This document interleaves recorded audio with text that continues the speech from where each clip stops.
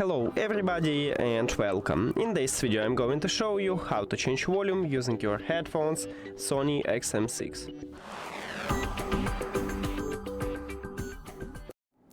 Firstly, we need to locate touch area, and the touch area located on your right ear cup.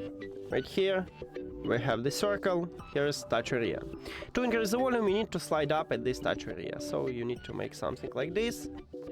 And to lower the volume you need to slide down at this touch area, and as you can see you need to make something like this. Now I will put it on my head and I will play some song to show it to you how it works. Now I slide up,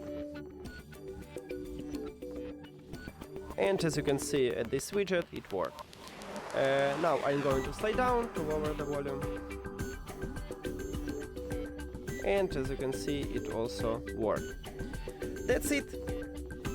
Thank you for watching this video. If you found it helpful, please consider subscribing to the channel and leave the like on the video. See you later.